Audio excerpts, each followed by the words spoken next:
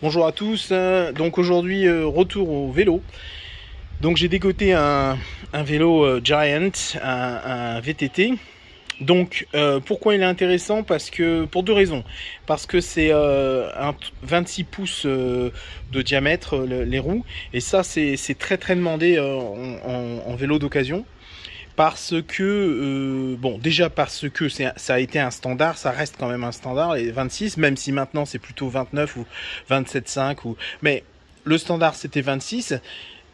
Et donc, ce qui se passe, c'est que sur le marché de l'occasion, ça se revend facilement parce que les gens cherchent à faire des vélos convertis en e-bike, en vélo électrique. Et pour ce faire, ils ont besoin d'acheter un kit. Et les kits de conversion, il y en a beaucoup sur le marché, sur eBay, Alibaba, etc. Il y en a beaucoup qui sont faits pour des 26 pouces, pour des roues de 26 pouces, et il y en a très peu pour autre format, autre taille, et aussi les kits pour des vélos hybrides par exemple, donc 29 pouces ou 700C comme vous voulez. Les kits sont plus chers et plus difficiles à trouver, il y a moins de marques qui en font. Donc pour faire rapide, le 26 pouces en termes de taille de roue reste un plus. Ensuite, celui-ci, c'est un grand VTT. C'est un 23 pouces de taille de cadre. Et donc, du coup, ça aussi, c'est très demandé. Comme vous le savez déjà, sans doute, il y a moins de vélos L, XL ou XXL sur le marché qu'il n'y a de vélos S ou M, on va dire. Parce que les vélos S, M, ça va être des vélos pour des ados ou pour des adultes de petite taille. Donc, ça fait une plus grande plage de personnes potentiellement qui vont les acheter. Donc, il y en a plus sur le marché. Les vélos XL, on va dire schématique, je vais être schématique, mais les vélos XL, vraisemblablement, c'est plus souvent des hommes. Et donc, du coup, il y a déjà moins de clients potentiels pour cette taille.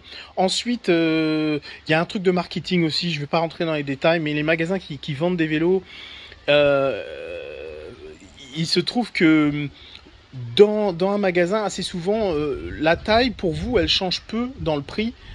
C'est possible que vous achetiez un S ou un M et qu'il soit au même prix, ou un L au même prix, ce qui n'est pas tellement logique en définitive.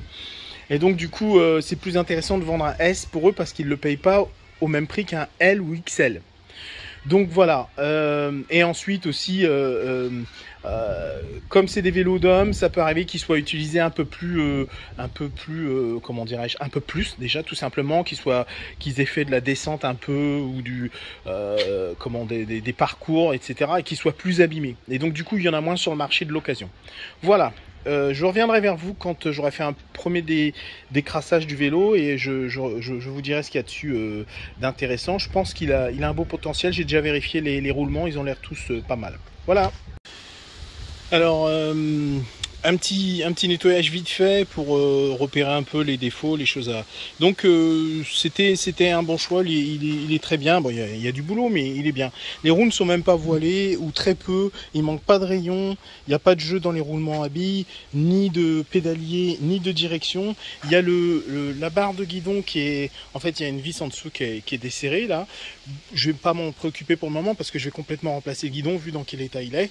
Donc je vais démonter, jeter les poignées, etc. J'ai quelques guidons d'avance, donc je vais en prendre un.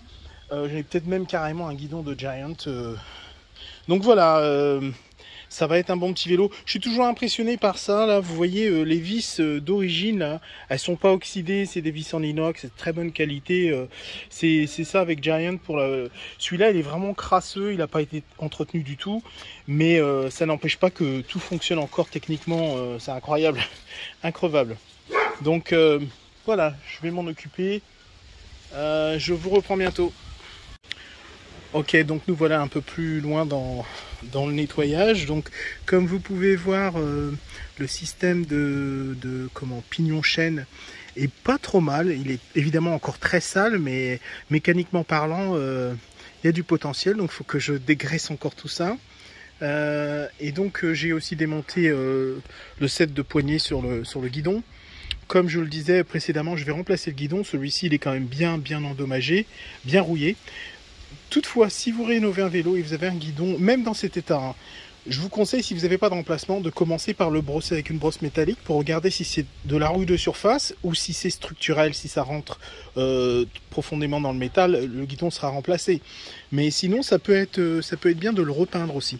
Ça m'est déjà arrivé d'en repeindre, donc une couche d'après, 2 couches de peinture, une couche de vernis si nécessaire. Et après, vous pouvez faire un truc qui match avec la couleur du cadre ou par exemple avec le set de poignées, vous pouvez faire un jeu de couleurs qui correspond bien. Donc c'est une option possible. Pour le coup, pour moi, là, je vais le remplacer. Voilà. Bon, nous revoilà à propos de ce vélo. Donc, vous voyez, j'ai remplacé le guidon. Je vais peut-être pas laisser celui-ci d'ailleurs. J'en ai plusieurs de différentes formes parce que ça... On verra. Une fois tout remonté avec les poignées, tout ça, ça peut être sympa. On verra. Donc j'ai dégraissé la cassette, comme vous pouvez voir, elle est pas mal là, je l'ai dégraissée et soufflée à l'air comprimé. D'ailleurs je voulais dire que je recommande, si vous bricolez sur des vélos ou même sur d'autres choses, d'avoir un compresseur. C'est vraiment le truc que j'utilise le plus souvent, pas uniquement pour gonfler les pneus mais principalement pour le nettoyage. Et puis ça permet de mettre du produit assez économiquement d'ailleurs. J'ai un petit réservoir qui ressemble à un pistolet à peinture qui sert à en fait mettre du produit nettoyage dessus. Et ça permet de nettoyer, de rincer à l'eau et de sécher immédiatement après à la soufflette pour éviter qu'il y ait un dépôt de rouille qui se fasse, etc. Et donc vraiment je recommande ça. Donc comme je le disais, le système plateau chaîne pignon il est pas mal. Donc je vais avoir le câble gaine à remplacer. Donc ça c'est mort. Voilà. Et puis donc remonter les poignées, etc. Les poignées, je vous montrerai, elles méritent un petit coup de peinture. Donc je vais les poncer et les peindre en noir, la couleur d'origine.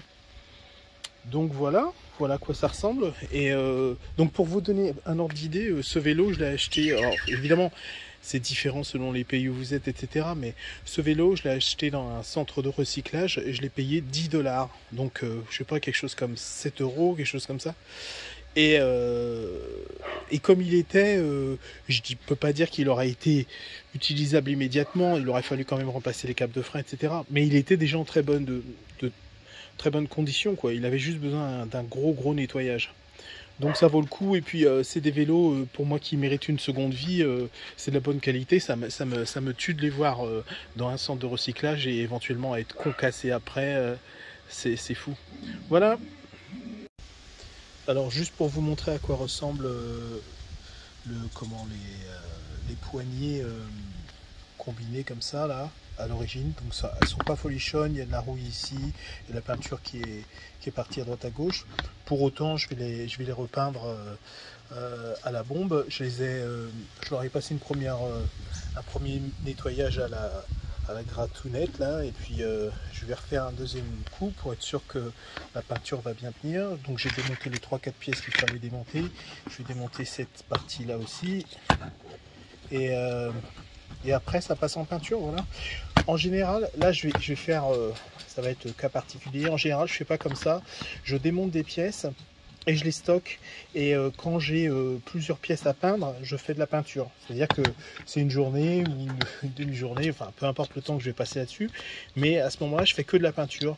Alors de la peinture noire, blanche ou grise. Après, j'ai plein de pièces qui sont toutes de la même couleur, mais oui, c'est pratique comme ça et c'est plus économique que de sortir une bombe de peinture pour passer un coup, et après la bombe, la tête, la buse de la bombe, elle sèche, etc.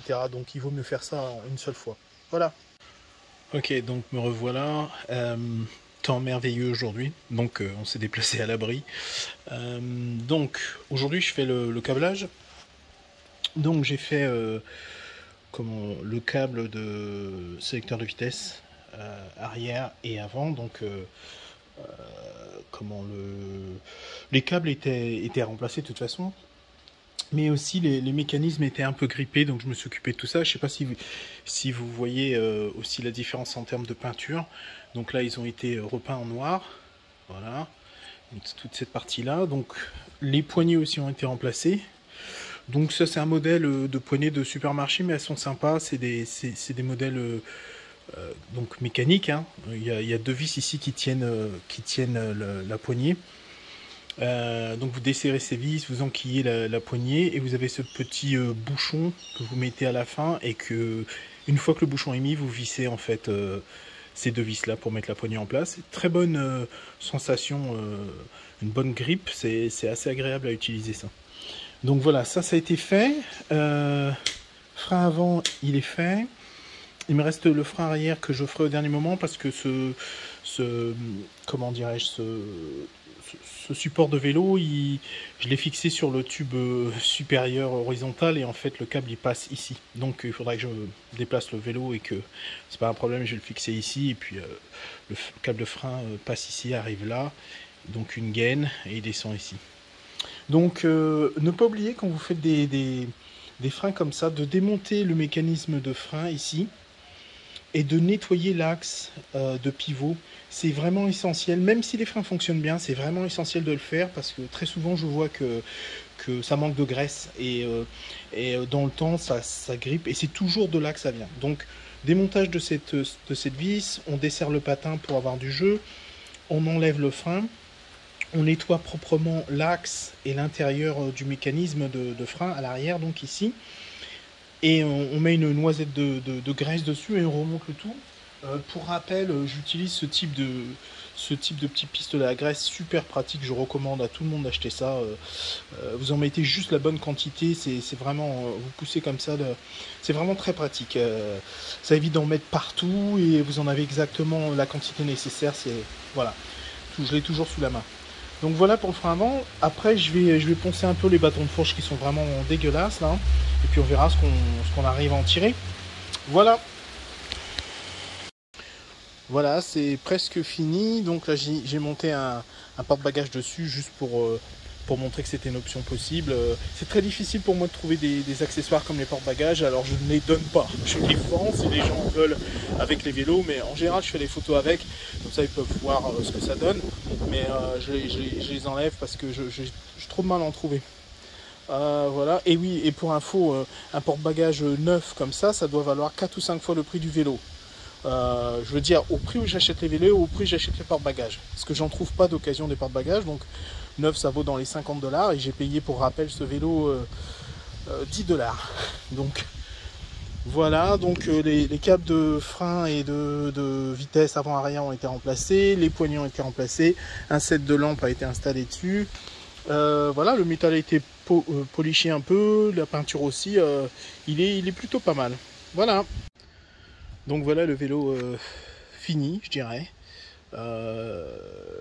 Encore quelques petites retouches de nettoyage à faire, etc. Mais voilà, il va être annoncé comme ça en fait. Je vais faire les photos maintenant et l'annonce va être placée avec ces photos là. Donc même si je fais autre chose, et je fais ça assez souvent d'ailleurs, le vélo est quasiment fini, il reste 10% à faire. Je fais déjà les photos. Comme ça peut être que des bonnes surprises quand les gens viennent voir le vélo. Il est mieux que sur les photos, en définitive. Par exemple, il n'a pas été poliché, la peinture n'a pas été polichée, juste le métal. Et donc, je fais ça un peu plus tard. Et lorsqu'ils voient les photos, bah, voilà, il est nickel, fini. Voilà.